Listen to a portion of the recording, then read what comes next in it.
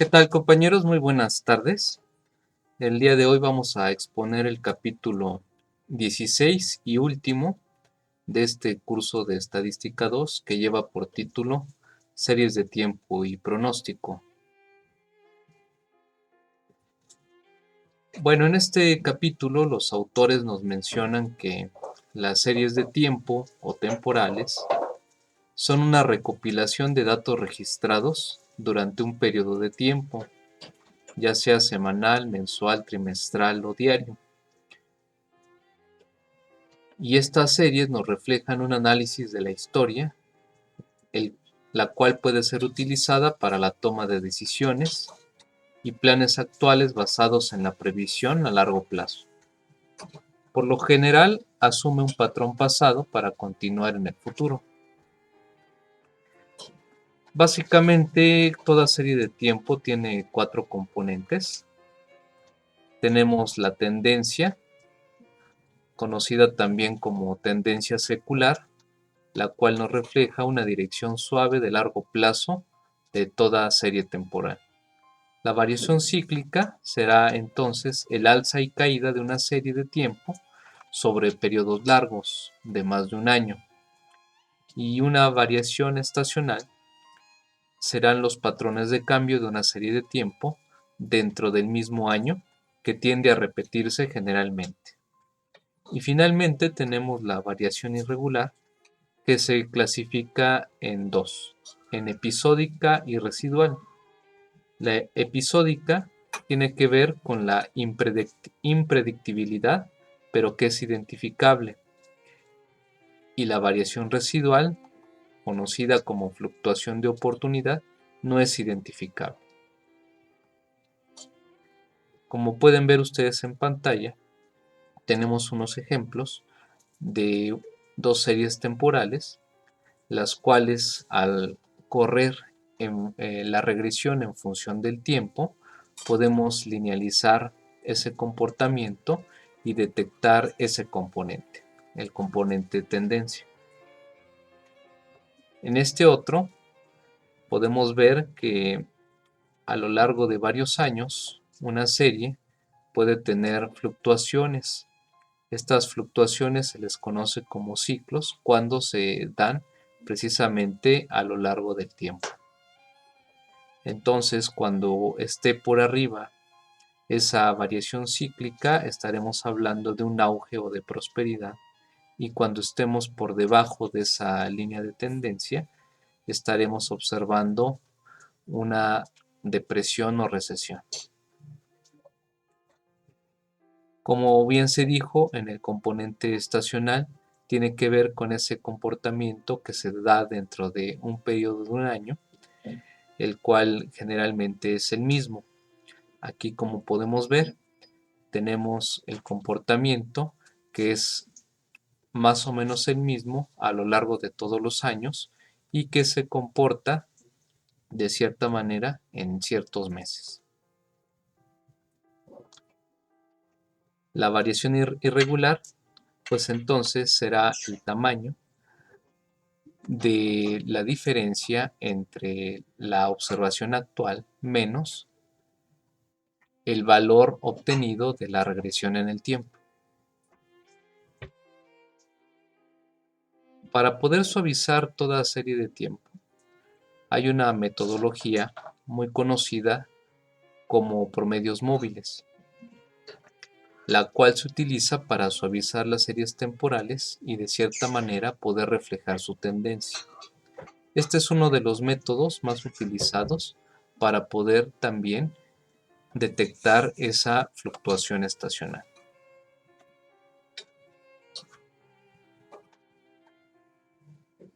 Aquí tenemos un ejemplo de una serie de tiempo de ventas, y como podrán ver ustedes, en la segunda columna estamos obteniendo el promedio de 7 años. Es decir, si ustedes suman desde aquí 1, 2, 3, 4, 5, 6 y 7, esta sumatoria nos da 22. Si se dan cuenta, en este punto del centro tenemos las mismas unidades tanto hacia atrás como hacia adelante, es decir, 3 hacia atrás y 3 hacia adelante. Y entonces este comportamiento, este promedio móvil, lo vamos a calcular para cada dato. Una vez que tenemos esos datos, entonces lo que vamos a hacer es promediar esa sumatoria entre 7. Y de esta manera podemos obtener un comportamiento tendencial, tal y como lo ven ustedes en pantalla. Pero no solamente lo podemos aplicar para 7 años, sino que también se puede utilizar según convenga. Por ejemplo, aquí tenemos dos ejemplos de promedios móviles para 3 y 5 años. Y como podrán ver ustedes en la pantalla, en el gráfico, la serie original es la línea negra. La línea roja tiene que ver con un promedio móvil de 3 años y la línea verde con un promedio móvil de 5 años. Lo que se puede observar es que entre más años se integren al análisis del promedio móvil, más rápido vamos a poder detectar un comportamiento tendencial. Y de hecho es más suavizada esa línea, la línea verde, y más se va a parecer a una línea recta. También podemos utilizar los promedios móviles ponderados, que generalmente se utilizan para darle más peso a los datos más recientes y menos peso a los datos más antiguos. Es decir, una media móvil simple asigna el mismo peso a cada observación. La media móvil ponderada, por su lado, asigna diferentes pesos. La observación más reciente, como ya dije, recibe el mayor peso y el peso va disminuyendo para los valores de datos más antiguos.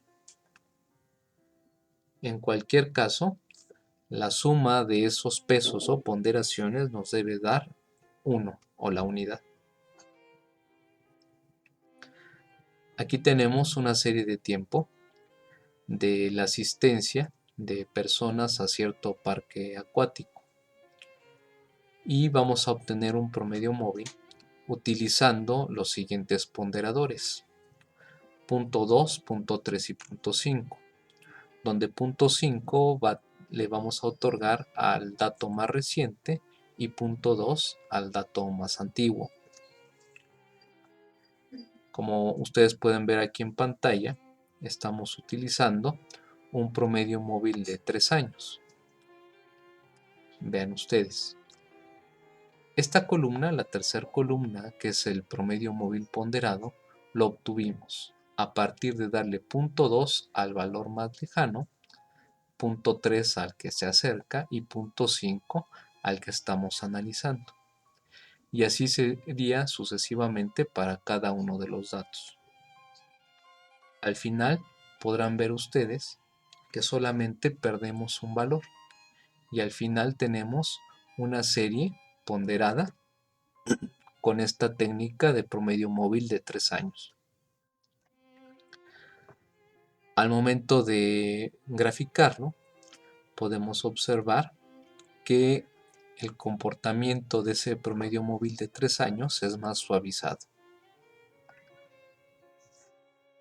Ahora, para poder detectar el componente tendencia, como ya se dijo, se tiene que utilizar la variable en cuestión en función ya no de otra variable explicativa tal y como lo veníamos haciendo en los capítulos de regresión simple y múltiple, capítulo 13 y 14.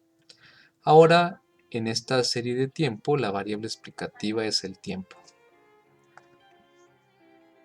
Como pueden ver ustedes, haciendo la regresión en el tiempo, tenemos una línea recta que no es otra cosa más que la tendencia.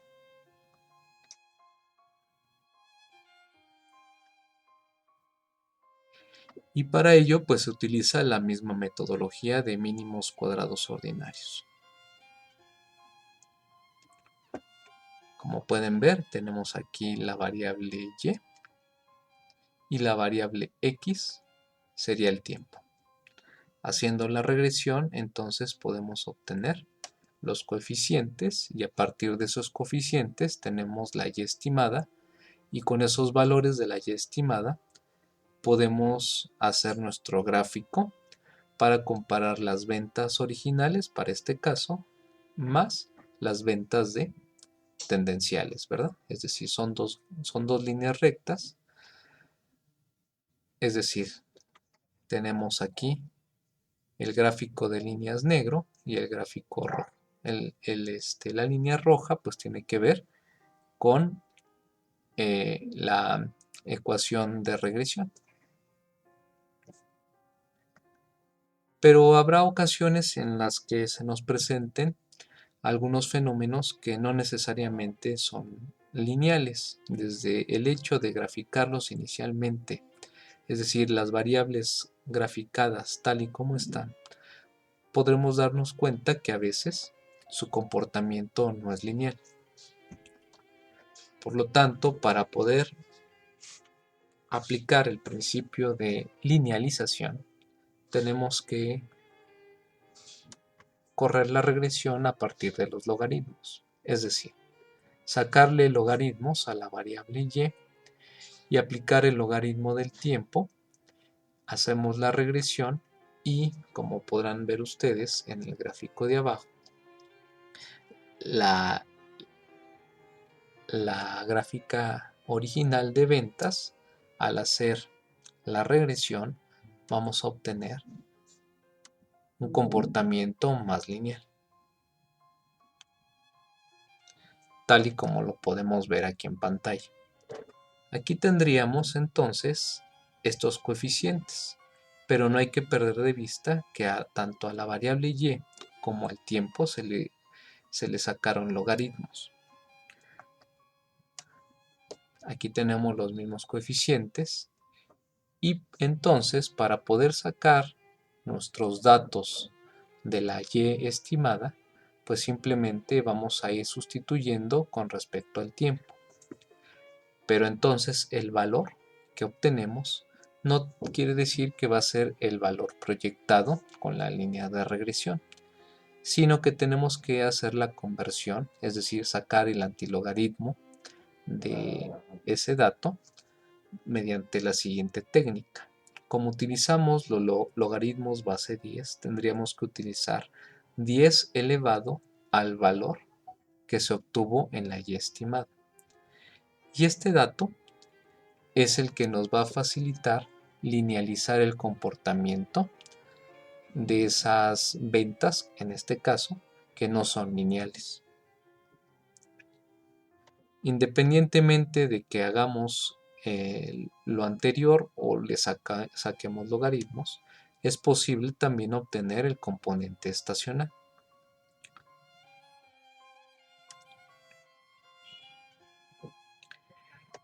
Toda serie de tiempo tiene ese comportamiento y bueno, lo podemos ver en un ejemplo muy práctico, como por ejemplo en la venta del juguete, ¿no? El juguete por lo regular tiene ciertos picos en diciembre y en abril, y en todos los demás meses sus ventas son menores. Y así como la venta de juguete, así podemos obtener ese comportamiento estacional para cada una de las variables que queramos estudiar. Para poder detectar ese componente es necesario detectar su índice. Aquí en la pantalla lo que ustedes pueden observar es una tabla que muestra las ventas trimestrales de una empresa de juguetes y se nos pide determinar el componente estacional. Ya vimos que para obtener el componente tendencial tendríamos que hacer la regresión de la variable y en función del tiempo. Ahora, para determinar el componente o el índice estacional es necesario utilizar el método de promedios móviles. ¿Qué tendríamos que hacer? Paso número 1. Organizar los datos de serie de tiempo en forma de columna, tal y como lo podemos ver aquí en el número 1.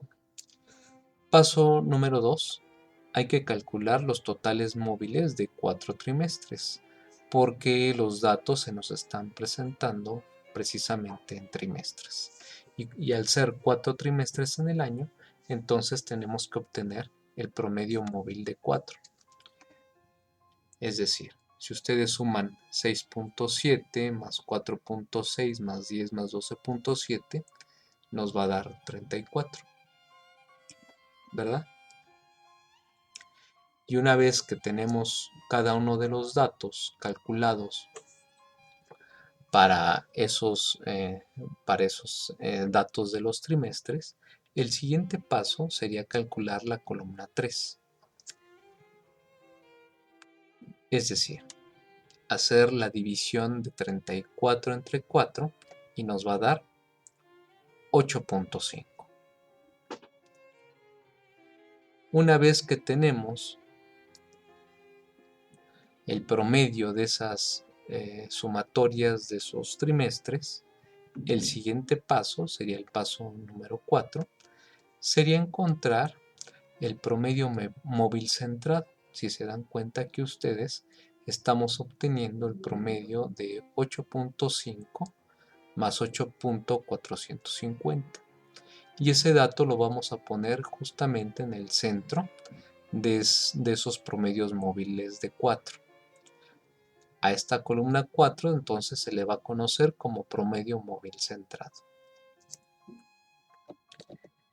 Y finalmente en la columna 5 lo que vamos a hacer es calcular la razón dividiendo las ventas reales por las medias móviles centradas. Como pueden ver ustedes aquí, si ustedes dividen 10 entre 8.475, les va a dar el índice estacional. Veámoslo presentado de esta manera. Estos mismos datos que obtenemos de la columna 5, ahora vamos a presentarlos en forma de fila, tal y como lo ven ustedes en pantalla. Para poder calcular entonces ese índice final, el índice estacional, vamos a sumar, procedemos a sacar las medias, y una vez que obtenemos las medias, esta sería la media de las medias, lo que vamos a obtener es el dato del índice ajustado. ¿Cómo se va a obtener? Pues simplemente, para este primer dato sería 0.767 entre el factor de corrección. ¿Cómo lo vamos a obtener? Pues simplemente el valor de 4 entre el promedio de todas las medias. Es decir, para obtener 0.765, lo que vamos a hacer es multiplicar 0.767 por 0.997755 y eso nos va a dar 0.765. Y ese sería el índice ajustado estacional.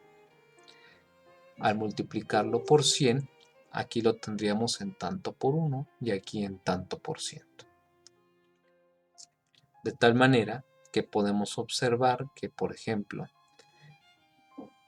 las ventas son mayores en otoño y en verano y son más bajas en invierno y en primavera. Aquí tenemos la misma información.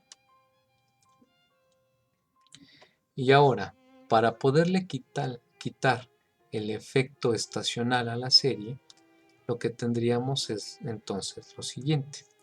Una vez que tenemos nuestros índices estacionales, para poder quitar el componente estacional a la serie, es decir, librarnos de ese componente, pues lo que tendríamos que hacer es precisamente el valor de las ventas, dividirlo entre el índice estacional y lo que vamos a obtener es la serie de ventas desestacionalizadas, es decir, quitando el componente estacional.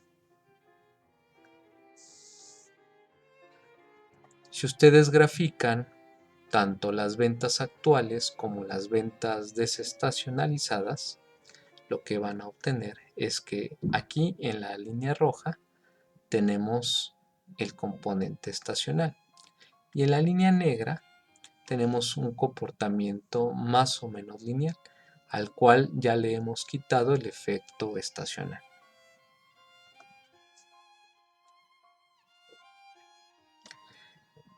Ahora, ¿cómo poder pronosticar el ajuste estacional? Bueno, una vez que tenemos nuestros datos, nuestras ventas estimadas y nuestros índices estacionales, lo que podemos hacer entonces es obtener el pronóstico trimestral. ¿Y cómo lo vamos a obtener? Pues aquí en la columna que está de amarillo tendríamos que multiplicar la Y estimada por el índice estacional, es decir, esta columna por esta. Y entonces vamos a obtener el pronóstico trimestral.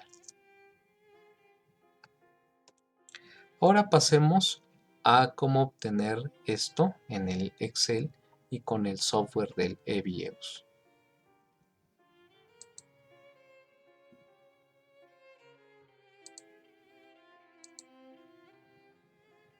Miren, ahí en pantalla ustedes tienen el Excel. Aquí tenemos una serie de ingresos y vean ustedes que para poder obtener la Y estimada, lo que tuvimos que haber hecho es obtener la regresión de Y en función de X. Una vez que obtenemos la regresión, vamos a retomar los valores de los coeficientes, que en este caso es 89,5 y 4,2. Como pueden ver ustedes, retomo esos datos de esos coeficientes, 89,5 y 4,2, y lo multiplicamos por la variable independiente, que en este caso es el tiempo. Una vez que tenemos entonces la serie con tendencia, el siguiente paso es obtener o detectar el componente cíclico, que no es otra cosa más que la división entre la variable original, que en este caso son los ingresos, entre el componente tendencia multiplicado por 100. Como pueden ver ustedes, vamos a tener información por abajo de 100 y por arriba de 100. Como ya se dijo al inicio, lo que esté por arriba del 100 será un auge y debajo de 100 sería una depresión. Para poder quitar el componente tendencia a los datos, pues simplemente hacemos la resta entre la variable original menos la Y estimada. Y finalmente, para obtener el residuo cíclico relativo, pues simplemente es el valor de la tendencia, tal y como pueden ver ustedes aquí. Primero son los datos sin tendencia, perdón, entre el componente tendencia por 100. Y ese sería el componente residual. Ahora vamos a pasarnos al eViews para que vean ustedes que esto también se puede programar.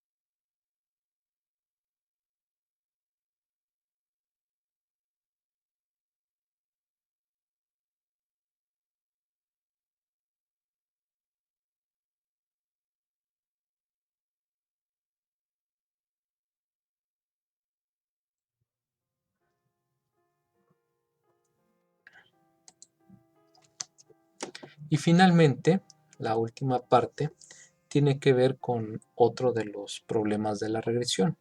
Recuerden ustedes que en el capítulo 13 y 14 revisamos lo que fue los problemas de multicolinealidad, heterocedasticidad y también mencionamos lo que es la autocorrelación. Bueno, pues aquí se retoma ese tema de la autocorrelación que se mide a partir del estadístico Durbin-Watson, que también es un problema que hay que tener en cuenta cuando estamos haciendo análisis de regresión.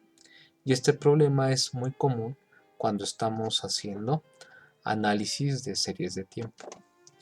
Para poderlo calcular tenemos que hacer caso a esta fórmula, que son los residuos rezagados elevados al cuadrado.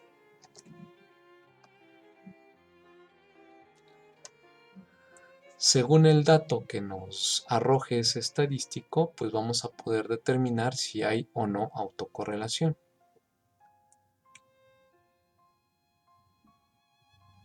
Los valores de tablas o valores críticos también nos van a poder obtener de la parte última del texto, que sería esta tabla, donde K son el número de variables independientes y N el número de observaciones. Nos arroja dos valores, el menor y el alto, el bajo o alto, y tendríamos que compararlo con esta tablita que aparece aquí en pantalla.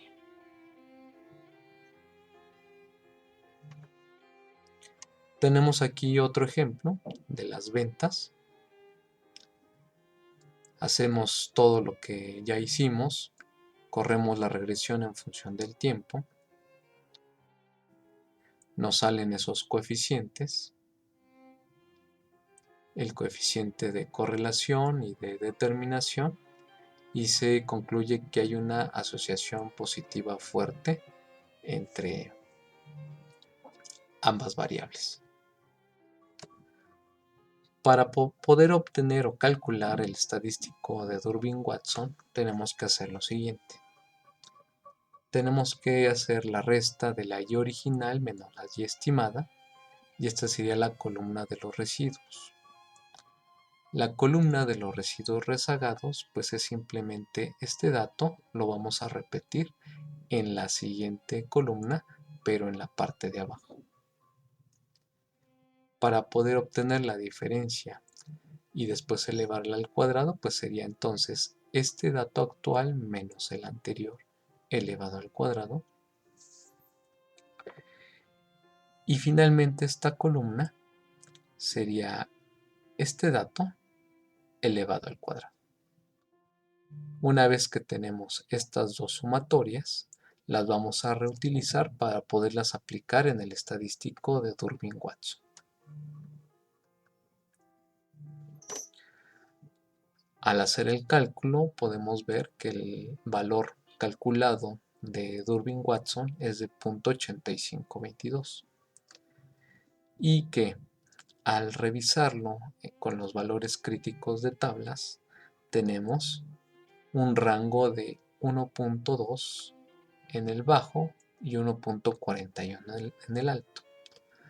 Por lo tanto, esto nos indicaría que tenemos una correlación positiva entre las variables, tanto la y como la x. Y ese dato, pues entonces hay que corregirlo y con eso culminan los autores. Pues muchas gracias por su atención y eso sería todo.